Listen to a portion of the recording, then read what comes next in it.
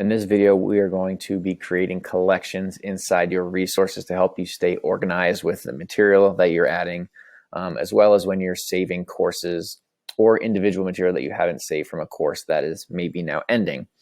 So when you are in your personal resources, by default, you are going to have a home collection. You're going to have an icon that kind of looks like a little filing cabinet. Then you'll have learning objectives, downloads, public, and then all of these that I've created here, you can see have that filing cabinet icon. Those are all additional collections that I've created to make myself organized. So you think about if you are a teacher that teaches multiple classes, multiple grade levels, it is easier to create an entire collection for that course. And then within that course, you can obviously create multiple folders within that. So kind of how you have your course set up on its own, your course might be social studies, but then underneath it, you have obviously tons of chapters and units and activities and projects and things like that. Same concept here. You can have an overall collection of your course, and then inside of it, you can see I have, folders, assessments, rubrics, things like that. So that is best practice to kind of keep it organized, because as you save your course at the end of a marking period or a grading period, or even individual items, if you don't have another collection, by default, it's going to save it to your home. And it can get very unorganized pretty quickly. I don't have a ton in here, so I have some folders and things, but if you have that as your only collection, it's going to continue to get longer and longer. It might be hard to find things. Another thing is, once you teach a course and you save that entire course to resources, as I did down here, you do not need to do that every single time if you don't make changes within your course.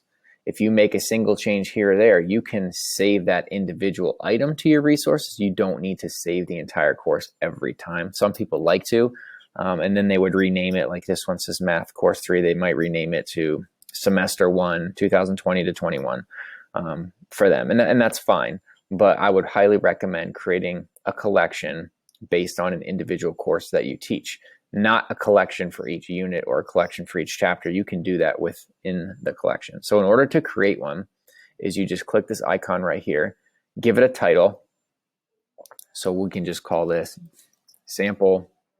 I hit create, and you can see it's going to push it down here to the bottom. And when I click inside of it, it's going to be empty. So from here, just like you build other things, you can build an assessment, an item bank, an assignment, links. You can build all that stuff out, or you can go to the course that you've already have created and start saving stuff to it. Also, you can see it push it to the bottom. I can't just drag it and drop it, but I can go up here and I can reorder, and then I can move it to wherever I want if it's obviously something that you are using more frequently than others. You just would reorder it and then hit save. And then you can see my samples now up here. So that's kind of the gist of collections. Again, this is more for organization for yourself over the years as you teach more and more classes and more grading periods. Some obviously switch during marking periods or trimesters instead of year-long courses. So you're adding and changing content a lot more frequently than others. So I highly recommend using this to kind of keep yourself organized.